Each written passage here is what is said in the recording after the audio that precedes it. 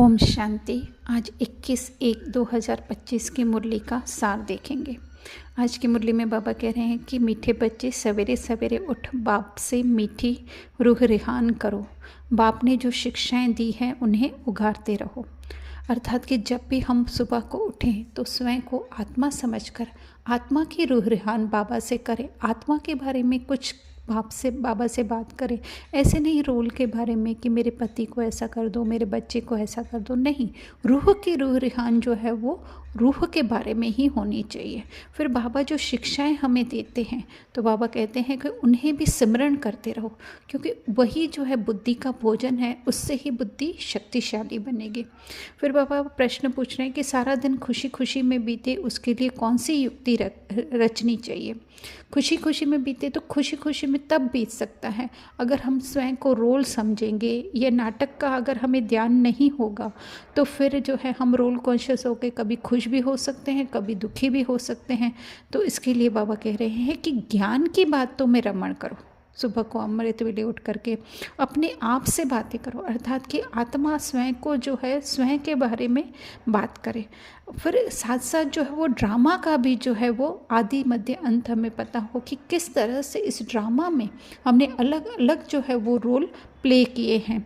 तो इसी तरह से बाप को याद करेंगे तो सारा दिन खुशी में बीतेगा।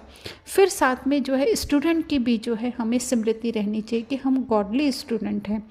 तो जैसे वो स्टूडेंट भी जो है अपनी पढ़ाई की रिहर्सल जो है वो अमृत वेले करते हैं, सुबह को उठ करके करते हैं, क्योंकि ये हमारा अपना अनुभव है कि जितना हम सुबह को उठ करके ज्ञान का चिंतन कर सकते हैं, क्योंकि उस समय बिल्कुल ही हमारा मन शांत होता है, तो नई नई बातें हमारी बुद्धि में आती हैं। तो बाबा हमें रिहर्सल करने के लिए ज्ञान के पॉइंटों का बता रहे हैं। फिर गीत में बाबा कह रहे हैं आज अंधेरे में है इंसान।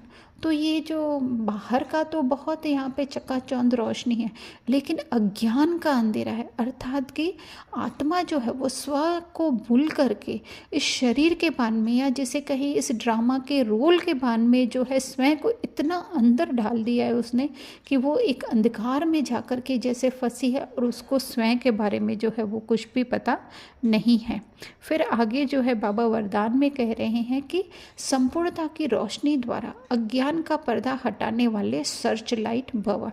अर्थात कि जब हमें ये स्मृति, ये नशा हो जाएगा कि हम तो हैं ही संपूर्ण, तो फिर उससे क्या होगा, जो हमारे बिन बिन जो है हमारे अंदर कमज़ोरियों के पर्दे हैं, अज्ञान का पर्दा मतलब कमज़ोरियों के पर्दे, हम स्वयं को नहीं जानते हैं। तो कभी कोई कमज़ोर संस्कार हमारे सामने आ जाता है तो हमें लगता है कि हम अभी तक ऐसे हैं, हमारे अंदर अभी तक सुधार नहीं हुआ है। तो बाबा कह रहे हैं कि वो जब ये स्मृति बार बार स्वयं को दिलाएंगे कि हम तो हैं ही संपूर्ण बाबा के समान, तो जिससे क्या होगा, ये रोल कॉन्शियस में जो भी जो है वो कमी कमज़ोरियाँ हैं उससे जो है वो पर्दा हट जाएगा। फिर बाबा कह रहे हैं स्लोगन में माया और प्रकृति की आकर्षण से दूर रहो तो सदा हर्षित रहेंगे। माया अर्थात वही कि रोल कॉन्शियसनेस और कुछ भी नहीं है, जो बार बार अपनी तरफ खींचता है, या फिर ये प्रकृति अर्थात कि हमारा शरीर वो जो है वो खींचता है। तो इसकी आकर्षण से दूर रहना अर्थात कि बाह्य रूप से नहीं, लेकिन बुद्धि जो बार बार हमारी जो है वो सोल कॉन्शियस से हट करके रोल कॉन्शियस में आती है, तो उससे जो है वो आएंगी, आकर्षण करने वाली चीज़ें आएंगी, क्योंकि कर्मेंद्रिया जो है वो बाहर की तरफ देखती हैं तो आकर्षण होता है।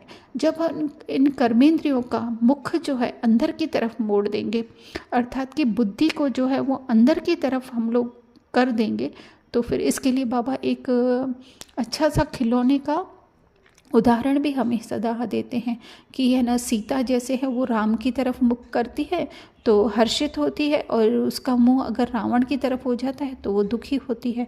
तो इसी तरह से हम जब जितना जितना सोल कॉन्शियस बनेंगे, आत्म अभिमानी स्थिति में रहेंगे, तो उतना हम हर्षित रहेंगे, अर्थात कि माया और प्रकृति के आकर्षण से दूर हो जाएंगे। अच्छा, ओम शांति।